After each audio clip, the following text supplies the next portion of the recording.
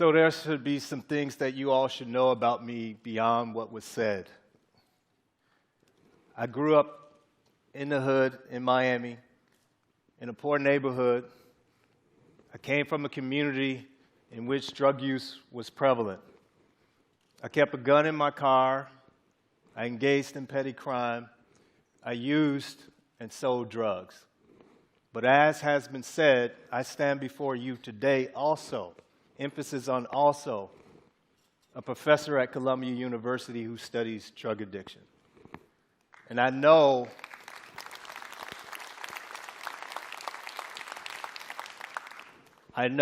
what some of you all are wondering, especially the ones who haven't Googled me yet. How in the world did you get from there to here? Fortunately, there were a few key decisions in my life that changed my course.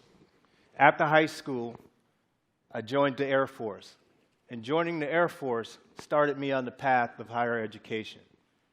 And I ultimately earned a PhD in neuroscience.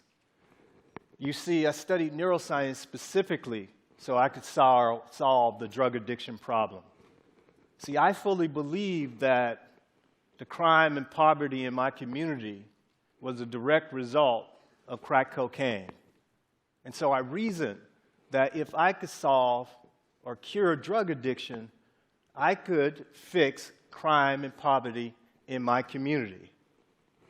So I was told, and I fully believed, that drugs like crack cocaine were so addictive that the user only needed one hit to become addicted.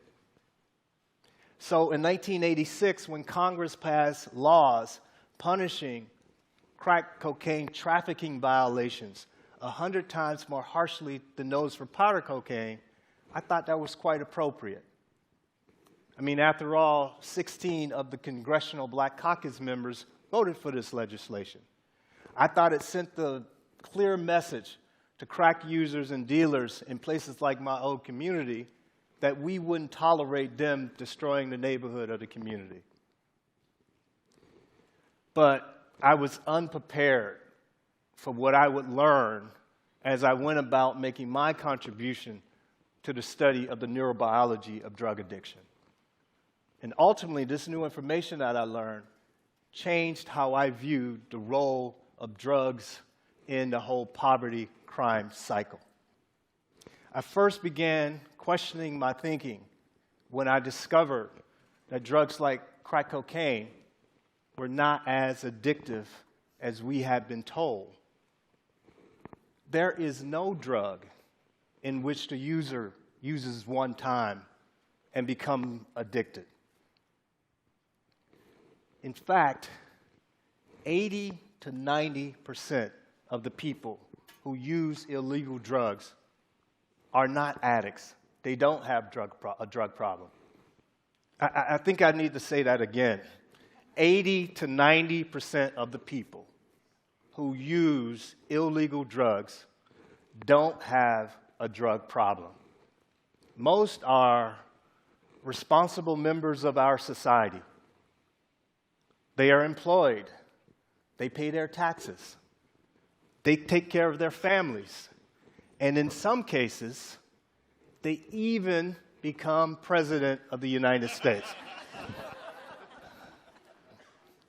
All three of these men reported illegal drug use when they were younger. Now, the point here, my point is not to besmirch or tarnish the reputation of these men. They all serve their country. My point is this: their drug use did not result in an inevitable downward spiral leading to debauchery and addiction. And the experience of these men is the rule, not the exception. The overwhelming majority of drug users don't have a drug problem. Now, the notion or the idea or the basis for this one hit and you're hooked idea comes from experiments conducted in the 1960s and 1970s. Laboratory animals were given unlimited access to drugs like cocaine and methamphetamine will repeatedly self-administer or repeatedly press a lever to receive intravenous injections of these drugs until it kills them. These early experiments provided evidence for the drug-seeking into death notion. But that's not the whole story. In the cages in these experiments that I'm explaining or describing contain nothing else but a lever leading to intravenous drug injections. The most interesting part of the story for me, however, is what happened when the animals were presented with an alternative as well as the drug lever. The alternative being something like a sexually receptive mate or a sweet treat. When given an option, animals do not self-administer drugs until death. In fact, the animals will often take the non-drug alternative over the drug. We followed up these experiments in my laboratory using human research participants. We recruited crack cocaine addicts from New York City. By the way, my use of the term addict conforms to the DSM definition of substance use disorder. And equally important, we met all human subjects and regulatory requirements before initiating these experiments. So we brought the cocaine users into the lab. We gave them a choice between $5 and a hit of cocaine, crack cocaine, worth more than $5. We repeated this with each person many times over several days. What we found was that the crack cocaine users chose to take drug on about half of the occasions and money on the other half of the occasions. Even a nominal amount of money was enough to deter crack cocaine addicts from taking drug on at least half of the occasions. Not exactly the insane anything for a hit behavior that I was taught that crack cocaine users would display. We next recruited methamphetamine addicts and repeated that same experiment. Just like the crack cocaine users, the methamphetamine users chose to take methamphetamine on about half of the occasions and money on the other half of the occasions. We next raised the cash reward to $20. And when $20 was the alternative, the methamphetamine users almost never took the drug. They predominantly took the money.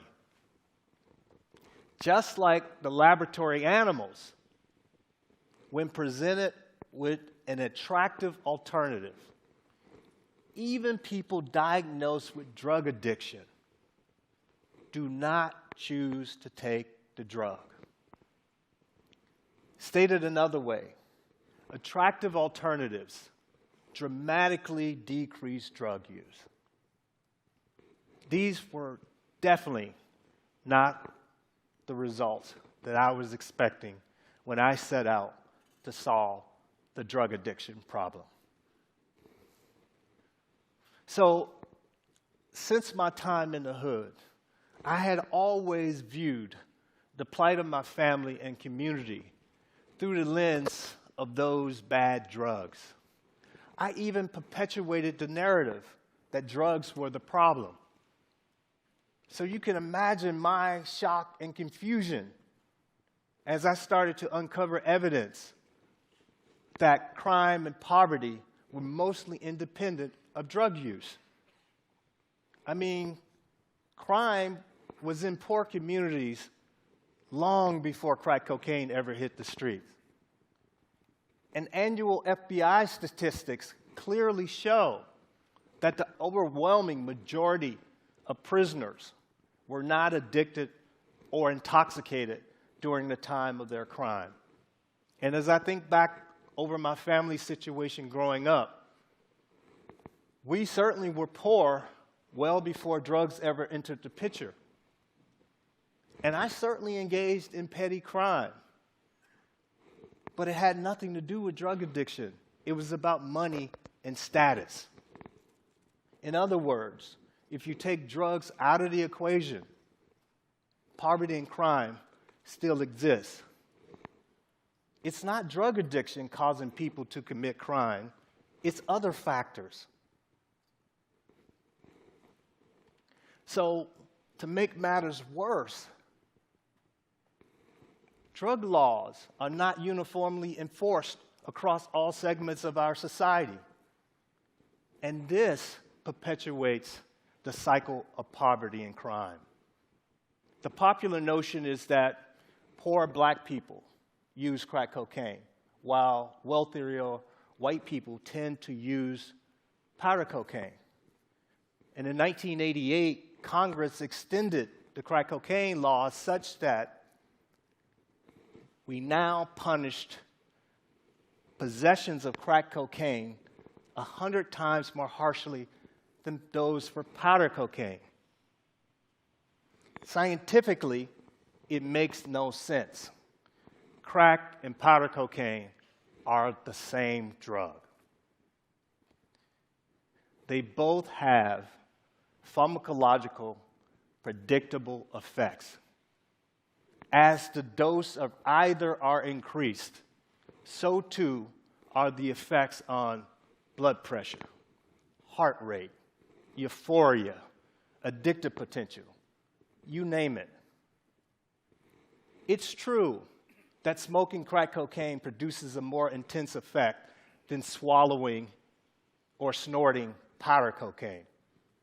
But that increased intensity is due to route of administration, not the drug itself. Because injecting powder cocaine dissolved in water produces the identical intense effects as smoking crack cocaine.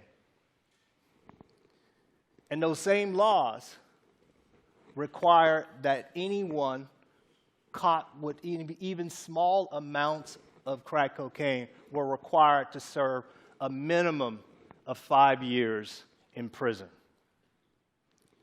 But that's not even the real injustice. Here's the real injustice. The real injustice is this. More than 80% of the people convicted under these laws were black, despite the fact that most users of all forms of cocaine are white. This selective targeting and racial discrimination has contributed to the horrifying statistic that 1 in 3 black males can expect to spend time in prison. I'm a father of 3 black sons. One has spent time in jail because of drug laws. The same number, by contrast, for white boys is about 1 in 20. So the question becomes, what do we do about this shameful situation? We can do at least 3 things that would have an immediate positive impact. First, my research shows that attractive alternatives can decrease drug use because meaningful employment is one of the most important attractive alternative reinforcers. Providing viable economic opportunities will go a long way in decreasing drug abuse. Second, I believe we should decriminalize all drugs. Decriminalization would be like treating drugs like a traffic violation. Someone might be required to pay a fine if they're caught with possessing illegal drugs, but they will not be subjected to criminal prosecution. When you consider this fact, each year we arrest 1.5 million people in this country for drug law violations, and 80% of those folks are for simple drug possession. Decriminalization of possession would have a huge impact. Countries such as Portugal and the Czech Republic have already decriminalized drugs Their drug using rates and overdose rates are lower than ours in the United States and are equal to or lower than their European neighbors. But under decriminalization, significant portions of their society are not stigmatized, marginalized, and unfairly incarcerated. If our goal in the United States is to have a legal system that treats everyone fairly, one that's just, then we must change the way we criminalize and selectively enforce drug laws. Third, I believe science should be driving our drug policy and drug education, even if it makes you and me uncomfortable. The first step is to be honest about drug use. If we're honest, we can decrease the number of people who die from drugs dramatically. Here's just one example about being honest. 75% of the people who die from a heroin-related overdose death do so because they combine heroin with another sedative, like alcohol or benzodiazepine. The public health education message is simple. Rather than vilifying heroin, the message should be, if you're going to use heroin, don't combine it with another sedative. People will always use drugs. They always have used drugs. We must learn to live with this fact. We already take this approach with other potentially dangerous activities, such as sex, alcohol, even driving.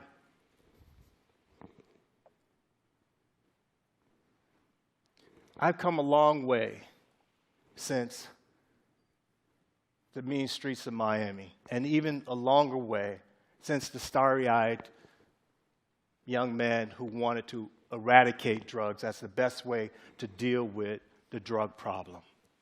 Today, I no longer want to eradicate or eliminate drugs from our society. It would be naive to think so. Don't get me wrong, I still want to help people who have a drug problem. But equally important, I want to help keep safe recreational users who don't have a problem, because they make up the vast majority of drug users. What I now know is that the drugs themselves are not the problem. The real problems are poverty, unemployment, selective drug law enforcement, ignorance, and the dismissal of science surrounding these drugs. As a scientist, I'm doing my best to lessen the ignorance by disseminating the science. I hope you will take some of the information that I have shared with you today to help join me in my efforts. Thank you.